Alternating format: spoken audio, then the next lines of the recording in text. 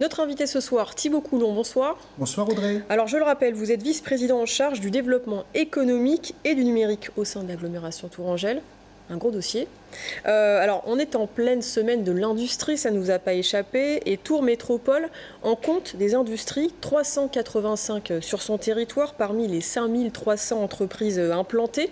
Alors il y a bien évidemment des mastodontes, SKF, Mégachrome, on en a parlé tout à l'heure, mais l'agglomération on a également perdu, et pas des petites, même des historiques, Tupperware, Michelin, plus récemment SKF. On en est où de ces trois entreprises, j'ai dit SKF, pardon, Sandvik. On en est où de ces dossiers, on va dire, d'entreprises qui sont parties, qui n'existent plus en Touraine? Est-ce qu'il y a eu des repreneurs, par exemple? Alors, vous avez raison de poser ce sujet, parce que c'est un sujet majeur. On a tout le temps l'image que l'économie de Tours, c'est une économie tertiaire, c'est-à-dire essentiellement une économie de services. C'est un peu une idée reçue qu'il faut corriger. Notre taux d'emploi industriel est légèrement au-dessus des moyennes nationales. Donc nous ne sommes pas un grand territoire industriel, mais nous sommes dans les moyennes. Et deuxièmement, nous avons la volonté de développer l'industrie.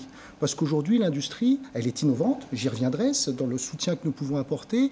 Elle crée des emplois et je crois beaucoup qu'il y a un mouvement de relocalisation qui est en train de se produire, revenant de Chine, d'Inde et d'ailleurs. Parce que développer, c'est bien, mais il faut aussi savoir les garder sur son territoire. Alors, le problème, c'est toujours, évidemment, ce sont des industries qui sont en transformation forte. Alors, vous avez cité Sandvik, vous avez cité Tupperware, vous avez cité Michelin.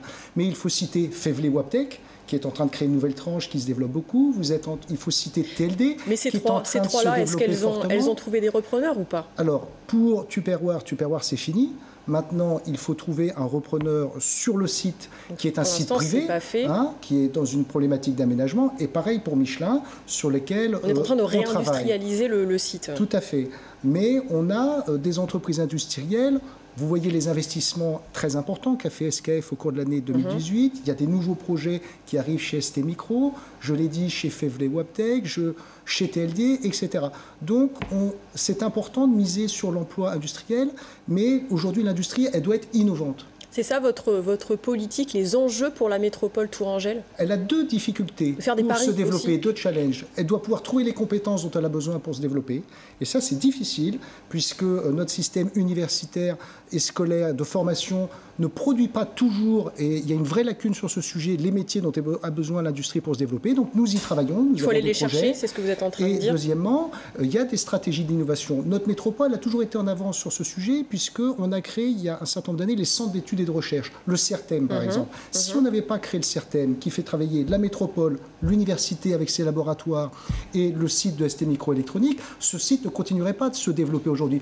On le solidifie, on le rend compétitif par une stratégie d'innovation. Mais est-ce qu'on est capable aussi est-ce qu'on est un territoire suffisamment attractif pour des cadres supérieurs à venir s'installer ici sur le territoire tourangeau? Je crois qu'il y a une bonne tonicité en ce moment de l'économie tourangelle. Je le vois après un certain nombre d'indicateurs. Par exemple, les transactions de bureaux, des locaux d'activité, les transactions de commerce. Si on regarde l'année 2018, qui a été à un niveau tout à fait très élevé, qui montre qu'il y a une demande forte de développement, d'implantation, de création d'activités sur notre territoire. En même temps, on a un taux de création d'entreprises, de start-up, mais pas que, qui est aussi très élevé. Donc il y a une dynamique économique. Je pense que la stratégie d'attractivité, nous sommes une jeune métropole depuis 2 ans, elle fonctionne plutôt bien. Maintenant, il faut travailler sur les conditions d'accueil. Nous manquons de foncier, il faut en recréer parce qu'il faut accueillir ces activités dans de bonnes conditions. Il n'y en a pas de foncier à Tours, là, ou sur l'agglomération Tourangelle? La métropole gère 1700 hectares qui sont dans 50 parcs d'activités. Aujourd'hui, il me reste 15 hectares. Et j'ai 117 hectares de demande. Vous voyez, j'ai 10% de la demande. Il y a un petit décalage. Donc c'est un bon problème, ça prouve qu'on est attractif, mais ça prouve aussi qu'il faut très très vite recréer du foncier. On a des pistes, il y a la base aérienne, il y a l'optimisation du foncier, il y a un certain nombre de friches industrielles, il faut y travailler. Mais c'est un problème intéressant, ça prouve que nous sommes redevenus attractifs. Alors justement, vous avez mentionné les start-up, et c'est vrai que Tours a réussi son pari avec ce côté un peu French Tech au lieu. Vous êtes un peu la mecque un peu des nouvelles technologies, des start-up en tout cas, ici à Tours. On parlait beaucoup de travaux parce que c'est un bâtiment joli à l'extérieur, à l'intérieur, mais un petit peu en travaux depuis sa création. On en est où aujourd'hui? Est-ce que tout est fini? On en est où à bon MAM? C'est ça votre question? MAM. Bien sûr, à MAM. MAM, Cité de la création et de l'innovation, je pense que, comme vous l'avez dit, c'est un vrai succès parce qu'on a un lieu exceptionnel d'innovation, d'entrepreneuriat où se croisent des chercheurs, des universitaires, des étudiants, des jeunes des quartiers, des start-upers. Mais les locataires se plaignaient un peu des travaux constants, du chantier du bruit. On en est où aujourd'hui? Puisque le pari que nous avions fait dès le début, c'était de dire nous n'avions pas de lieu totem French Tech, ce qu'on appelle un lieu totem French Tech.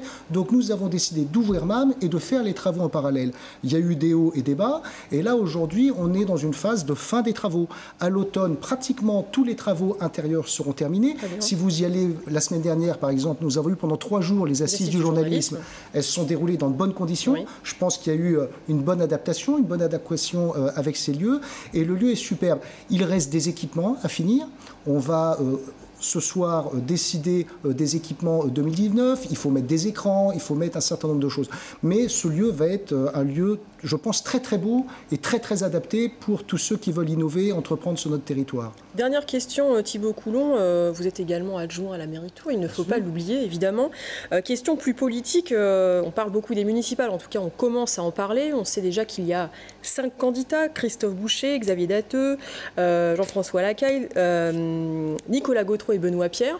Est-ce que l'aventure municipale vous tente? Vous tenterez? Moi, je pense que votre question est légitime, bien entendu. Et d'ailleurs, à chaque fois que je viens, vous me la posez, donc je la trouve tout à fait. Ma question, c'est est-ce que vous prenez du recul sur déjà les candidats existants, ou est-ce que vous êtes déjà au milieu de l'arène? Je ne suis pas dans ce temps-là. Moi, je pense que le respect qu'on doit aux électeurs... Vous me donnez la même réponse à chaque fois. Ah oui, c'est trop tôt? Je pense que le respect qu'on doit aux électeurs, c'est de faire le mandat pour lequel on a été élu. Nous sommes à 1 an de l'élection municipale. Moi, j'ai plein de projets en cours, tous ceux qu'on a abordés ce soir et bien d'autres dans le domaine de l'enseignement, de la formation. Donc, je travaille pour mériter la confiance que les électrices et les électeurs nous ont accordée en 2014. Cet été, je poserai le crayon, je partirai comme tout le monde en vacances, je réfléchirai, et puis à la rentrée, je donnerai ma décision conformément à l'agenda que j'ai indiqué. Mais vous savez, on sera quand même à 6 mois de l'élection, donc il y aura le temps. Est-ce que Christophe Boucher a marqué des points en prenant Cécile Chevillard en tant qu'adjointe à l'éducation pour remplacer Barbara Darnay-Malaquin? Cécile Chevillard qui est une proche de vous, politiquement parlant, je m'entends. Est-ce qu'il a marqué des points?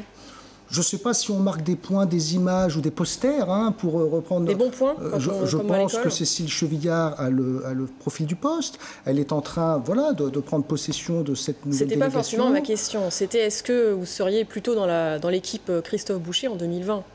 Vous reformulez la question de plein de manières différentes. Je vous ai dit, ma décision, je ne veux pas vous la cacher, elle n'est pas prise. Elle n'est pas prise.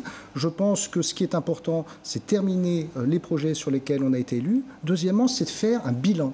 Et moi, je tiens beaucoup à ça. Je vois un certain nombre de personnes qui font acte de candidature.